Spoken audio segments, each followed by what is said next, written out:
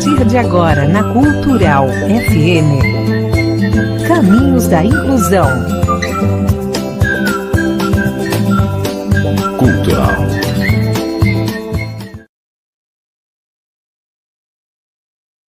Internautas, sejam muito bem-vindos a mais um episódio do nosso programa Caminhos da Inclusão. Eu sou Mariela Faller e hoje vamos conversar sobre um tema muito importante: as intervenções precoces no desenvolvimento de crianças com TEA, um transtorno do espectro autista. E para o nosso bate-papo, temos a alegria de receber aqui nos nossos estúdios o psicólogo Fernando Godoy, que atua há anos com diagnóstico e acompanhamento de crianças com TEA, sempre com foco na inclusão e no desenvolvimento saudável. Seja muito bem-vindo, Fernando. Obrigado, agradeço o convite, um bom dia a todos que estão nos escutando. Então, eu sou o psicólogo, tenho especialização em análise do comportamento aplicada, né, uma área específica que faz o levantamento de habilidades e análise também dos comportamentos da criança, né, para a gente identificar quais habilidades que essa criança tem atrás. Sim, é a partir desse diagnóstico que se desenvolve todo o resto do trabalho daí. Exatamente. Fernando, para começarmos então a nossa conversa, explica para a gente o que é exatamente o transtorno do espectro autista e como ele costuma se manifestar nas crianças já nos primeiros anos de vida. Então, o transtorno do espectro autista, ele acomete as três grandes áreas que a gente chama, que é a área da comunicação, a área da socialização e áreas cognitivas, certo? Então, os primeiros sinais, eles geralmente aparecem na primeiríssima infância, né, que é de 0 a 3 anos. Então, essa criança pode apresentar alguns atrasos no seu desenvolvimento. E as famílias podem ficar atentas ali aos sinais, né? Geralmente, esses sinais aparecem na relação mãe-bebê, quando a mãe está fazendo ali o processo de amamentação, ficar atenta se a criança faz esse contato visual, né? Também ficar atenta às questões cognitivas ali, dos aspectos do desenvolvimento motor, se a criança, né, firma ali as costinhas no período esperado, que é de 0 a 6 meses, o engatinhar da criança também, o balbucio, que são as primeiras palavrinhas, e o desenvolvimento da fala, né, que é muito comum no espectro autista, a gente observar esse atraso na fala. E isso, antes dos 3 anos, já pode estar sendo observado pela família. Exatamente. Nessa primeiríssima infância que a gente chama de 0 a 3 anos. E o que significa essa intervenção precoce no contexto do TEA? Então, no Brasil, o Ministério da Saúde entende como intervenção precoce aquela que acontece de 0 a 6 anos, né? Aí, como eu comentei antes, nós temos a primeiríssima infância, que é de 0 a 3, né? Que é o período de maior neuroplasticidade dessa criança, né? Então, neste período, as intervenções, quando aplicadas, apresentam resultados mais rápidos. Então, a criança já pode estar recebendo estímulos no sentido de alavancar essas habilidades que ainda não foram desenvolvidas. Exatamente, né?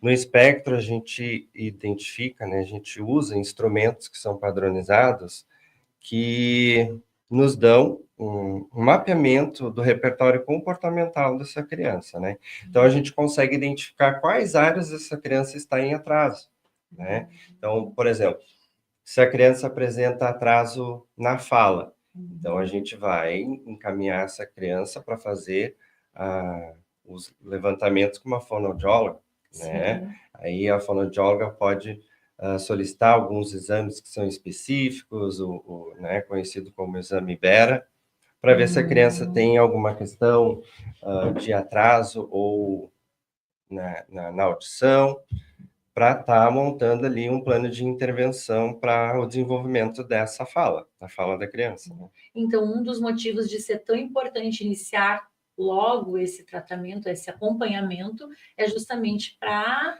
dar toda a segurança para a família e para a criança no seu processo como um todo se desenvolver ainda melhor. Exatamente. Como eu comentei, de 0 a 3 anos, a gente tem esse período de maior neuroplasticidade cerebral. Né? E quando a gente aplica a intervenção neste período, a criança tem maiores chances de se desenvolver, acompanhar os marcos do desenvolvimento. Sim. Né? Que são esperados para a idade dessa criança. Sim. E quais os tipos de intervenção costumam trazer, assim, melhores resultados?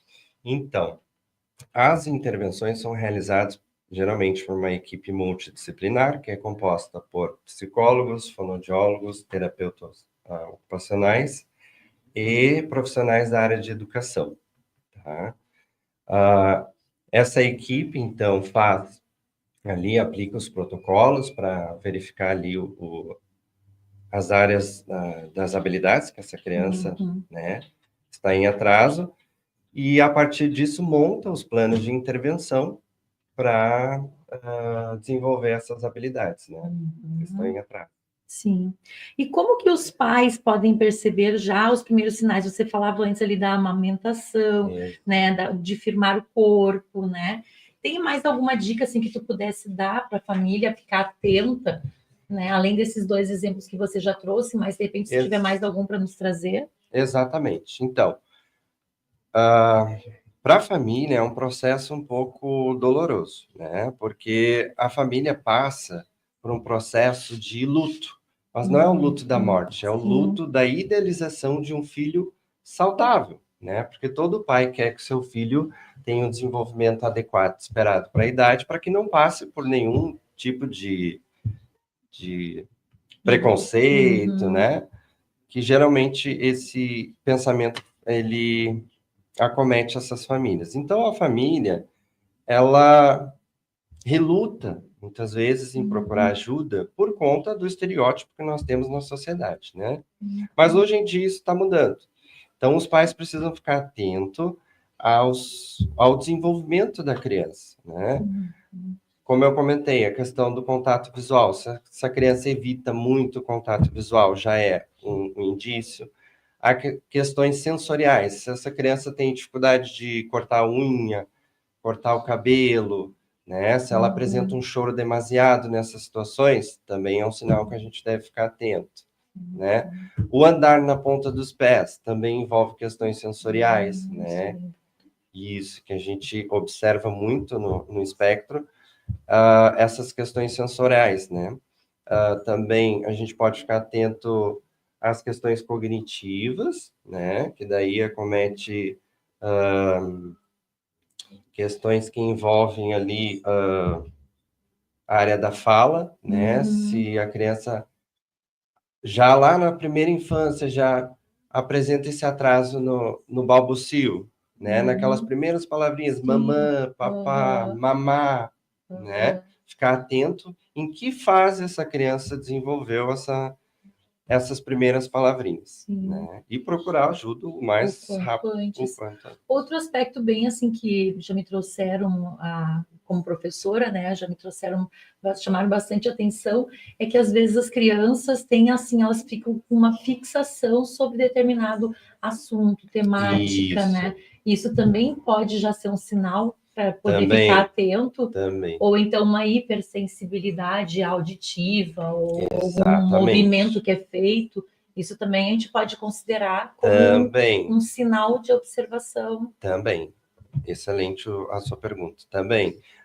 Geralmente, a criança que tem hipersensibilidade auditiva, ela costuma dar sinais, né? Mesmo aquela criança que não desenvolveu a fala ainda, porque ela costuma colocar a mãozinha no ouvido. Isso é um indicativo que o ambiente está trazendo muitos estímulos sonoros para ela. Isso pode fazer com que essa criança se desorganize. Como que a criança costuma agir? Geralmente com gritos, com choro, né? E muitas vezes, quando essa criança está num ambiente que tem muitas pessoas, por exemplo, no mercado, ela é vista ou interpretada como uma criança, né, que não tem limites, uma criança que não, né? Mas não. Então, a gente precisa ficar atento, os pais, principalmente, a essas questões, né? Geralmente, quando o pai liga lá esses aparelhos eletrônicos que fazem um barulho mais expressivo, por exemplo, um liquidificador, uma furadeira, um secador de cabelo, essa criança ela já apresenta algum sinal. Sim. Ela já tá com o ouvidinho sinalizando que aquilo ali causa um incômodo para ela. Sim, sim. Outro aspecto também que já observei, assim, além de repetir um repertório de um filme ou de um desenho infantil, acontece também, às vezes, repetição de alguns movimentos que a criança faz, que são bem característicos, assim, de uma repetição mesmo. Exatamente. A criança, às vezes, do nada, ela começa a fazer um movimento que é peculiar dela, que outra criança não tem. Conhecido como estereotipias. A criança tem ou um movimento de flapping, né, que a gente chama, que é o bracinho, assim, ou uma estereotipia motora, geralmente nos dedos, né, ou nas pernas, que é uma forma de autorregulação dessa criança. De novo, voltando ali, quando essa criança apresenta ali um sinal de que o ambiente está trazendo muita informação auditiva e que aquilo está incomodando, ela pode, inclusive, apresentar essas questões motoras, essas estereotipias. Para se reorganizar. É uma forma de autorregulação. Aí, tu tinha perguntado, desculpa, eu esqueci de falar com relação ao hiperfoco. Isso, hiperfoco. Isso. Também é um sinal, né? A criança, ela domina aquele assunto, né? A gente tem exemplos claros, assim, de gostos peculiares. Por exemplo, gosta muito de dinossauros, né? Então, a criança, ela desbrava aquele tema. É como um encantamento que ela tem por aquele assunto. Exatamente, é um hiperfoco. Né? Mas esse hiperfoco ele pode ser substituído ao longo do desenvolvimento da criança. Claro, porque daí tu pode estar direcionando tanto na escola, na família, né, para que ela possa estar desenvolvendo outras aprendizagens. Né? Mas geralmente é um sinal claro de se identificar, porque a criança ela fica por longos períodos ali debatendo sobre aquele mesmo tema. Sim.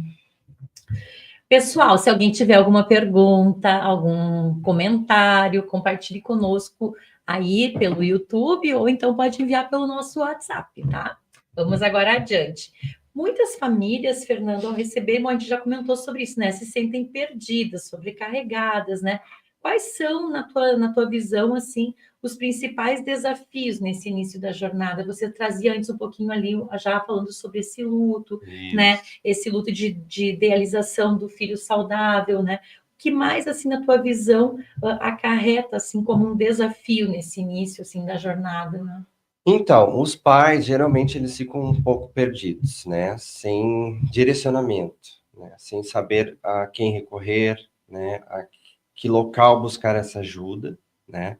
Então, a APAE é um exemplo, né, que nós temos que presta esse auxílio, né? A criança, quando ela apresenta um atraso no desenvolvimento e o pai percebe, e ela está na primeira infância, lá de 0 a 6 anos, ela pode procurar a APAE para a gente, né, aplicar os protocolos e fazer essa análise do desenvolvimento, né? E depois a equipe se reúne e cada profissional ali monta o seu parecer e as suas observações clínicas e a gente encaminha o... Pois é, então, assim, embora a gente já tenha, assim, um caminhar, né, que ainda tem muito o que fazer na sociedade em relação à inclusão, ainda hoje, conforme o teu relato, a gente encontra pessoas que não conseguem famílias, né, que não conseguem localizar no suporte, né? Isso. A APAE é eu acredito que, de repente, na escola também possa ter algum suporte, né? Geralmente, as escolas percebem, né, esse atraso no desenvolvimento e passam essa orientação para as famílias procurarem ali um profissional, um psicólogo ou um médico neuropediatra para fazer essa avaliação. E lá na APAE, como é que tu faz assim para ajudar, para fazer assim com que os professores, né, consigam atuar em parceria com as famílias, assim, porque o trabalho do professor, eu acho que tu, como psicólogo, também deve estar observando, é um desafio grande, né? Muito. E em relação a essas aprendizagens, elas também precisam de uma orientação que o profissional da educação, no caso o professor, possa estar sendo orientado. Como é que tu mais ou menos conduz isso, assim, qual a dica que tu dá para o profissional da educação poder atuar de forma mais efetiva junto à família dessa criança? Então, com relação à família, né? A gente percebe uma grande expectativa com relação à família, né? Quando elas depositam essa confiança no profissional que está atuando com aquela criança, seja o profissional, né, do espaço que for, assim, digamos, professores ou psicólogos, terapeuta ocupacional, fonoaudiólogo, né? Existe essa expectativa muito grande. Alguns pais, o ideal, o esperado é que esses pais sigam as orientações, né? Sim. Afinal de contas, somos profissionais capacitados, né? E sabemos ali qual o melhor caminho a ser percorrido para que essa criança se desenvolva de uma forma mais naturalista, né? Digamos assim. Então, a dica que eu daria para os pais é que confiem no profissional, né, que está atuando, e no professor também, porque o professor ele é capacitado para isso, né, para essa atuação, e claro, encontra os seus desafios no dia a dia, como qualquer outro profissional, né, com relação a manejos, né, porque muitas vezes a criança se desorganiza por conta das características que eu citei antes. Um exemplo claro é a hipersensibilidade auditiva, né? Então, se no ambiente de sala de aula esse barulho excessivo está atrapalhando ali o processo de aprendizagem dessa criança, ele vai apresentar algum comportamento talvez inadequado, como um grito, um choro ou quebrar um objeto, né? Mas o profissional ali que está acompanhando essa criança, o professor no caso, né? Ele tem um manejo adequado para lidar com essas situações. E, Fernando, antigamente não havia um diagnóstico tão apurado sobre o transtorno do espectro autista. Inclusive, muitos profissionais da saúde, como psicólogos, médicos, né, também não tinham esse olhar mais atento para o TEA, né? Hoje, com os avanços do conhecimento e nas pesquisas, o diagnóstico precoce se tornou mais acessível, né? A gente pode dizer isso que sim, né?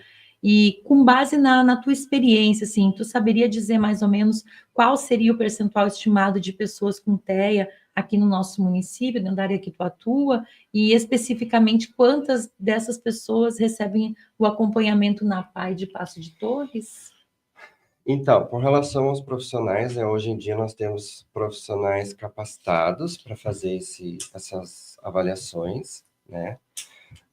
Porque hoje em dia nós temos estudos que com a proporção de nascimento, né, de pessoas que estão dentro do espectro é de 1 a cada 36 crianças que nascem, né? E esse percentual, ele reduz a cada de 2 a 4 anos, né? É feito um novo levantamento. Então, de 2 em 2 anos, a gente vai baixando esse percentual, né? Que é um dado preocupante. E com isso, nós temos que tomar, né, providências, nós temos que montar estratégias, de repente, políticas públicas, né? Para dar conta dessa demanda emergente que nós temos, né, percebida aí. A necessidade de atendimento, né, especializado nesse sentido. Exatamente. Né? E em relação ao município de Passo de Torres, você tem mais ou menos uma ideia de quantos são os atendimentos? Com relação ao município, nós não temos um dado exato, porque muitas famílias não procuram, né, essa investigação ou essa intervenção precoce, mas na PAI hoje nós temos aproximadamente mais ou menos 50 alunos dentro do espectro. Sendo atendidos nesse sentido. Isso, com estimulação precoce. Sim. Que bom, né, que na PAI de Passo de Torres a gente tem esse acompanhamento, e são 50 famílias, crianças, né, tendo esse acompanhamento muito importante. Exatamente. Fernando, para encerrar o nosso papo de hoje, que mensagem você gostaria de deixar para as famílias que estão descobrindo o espectro, né, e que agora buscam caminhos de inclusão, que estão nesse caminho? Exatamente. Então, é um processo um pouco doloroso, né, para essa família, porque muitas vezes tem famílias que nunca ouviu falar sobre isso, né, e E aí nós lidamos com uma série de questões, com capacitismo, né, com preconceito, né, da sociedade de modo em geral. Sim. Então a família passa por esse processo, né, essa luta, esse luto, né, da idealização do filho saudável e tal, mas procurando a ajuda necessária ali, profissionais capacitados, locais, né, que tem esse trabalho de inclusão. Essa família vai ser muito bem acolhida, orientada, né, e vai receber ali todo o suporte necessário para lidar com essa para realmente trilhar esse caminho de inclusão, né? É meio como se reorganizar, né? Se reencontrar. Se reencontrar no novo. Temos aqui a participação da Jaqueline Magnus, que mandou um bom dia, diz que está curtindo a entrevista, e também a Adriana, que parabenizou, né, pelo programa de hoje, e que também está achando essa entrevista muito esclarecedora, muito significativa. E para quem trabalha com crianças, qual o recado você deixa sobre a importância de enxergá-las em sua totalidade, né? E não apenas vendo o diagnóstico primeiro, olhar para essa criança como um ser que tem todo um potencial de aprendizagem para além de ver primeiro o diagnóstico dela. O que tu poderia contribuir assim? Exatamente. Para esses profissionais, eu deixo o recado que a gente enfrenta no dia a dia questões que envolvem as áreas cognitivas, como a inflexibilidade cognitiva e também a rigidez cognitiva, né? Então, no nosso dia a dia, nós temos situações em que a criança se desorganiza, que ela joga o objeto, ela quebra, ela se automutila, né? E muitas vezes esse profissional fica um pouco, né, sem saber como lidar com aquela situação, numa situação de desregulação daquela criança, né? Mas a dica que eu deixo é que o profissional deve manter a calma, talvez existem cursos de contenção, né, para que essa criança não se machuque, ou para que não machuque outras pessoas também, né? Que esse profissional também pode estar colaborando ali com os seus aprendizados, né, com os seus estudos, para ter o melhor manejo, né, no seu dia a dia. Respirar fundo, né? Entender que é um ser humano. Que a gente está lidando com questões cognitivas e não questões de comportamentais. De birra ou de uma criança que está apresentando um mau comportamento. A gente chama de comportamento inadaptativo, né? Disruptivos. Então a gente tem que ter esse olhar de identificar, opa, essa criança realmente está desorganizada por questões cognitivas. Para conseguir fazer com que ela retome manejo, a sua organização. Para que ela se autorregule, né? Então, Fernando, muito obrigada pela tua presença aqui conosco e por compartilhar o seu conhecimento com a gente. Esse foi o episódio 9 do Caminhos da Inclusão. E se você está ouvindo e quiser, né, saber mais sobre o trabalho do psicólogo Fernando Godoy ou sobre o tema de hoje, acesse as nossas redes sociais, entre em contato pelo WhatsApp, pode deixar o seu questionamento, a sua contribuição ali, que eu repasso para o Fernando daí. O nosso telefone é 51996620405. E olha só, Fernando, amanhã esse programa vai ao ar novamente às 17 horas, amanhã, Então, se você perdeu alguma parte ou quer, né, indicar o nosso programa, esse episódio de hoje para alguém, não perca essa reprise, né? É só sintonizar na 87.5 FM, nas ondas do rádio, ou baixar o aplicativo, que a gente já compartilhou com vocês aí no Play Store lá. Então, pessoal, até o próximo episódio e lembre-se, inclusão se constrói com informação, acolhimento e, principalmente, ação. Um grande beijo. Tchau, tchau. Você ouviu na Cultural FM Caminhos da Inclusão. Cultural.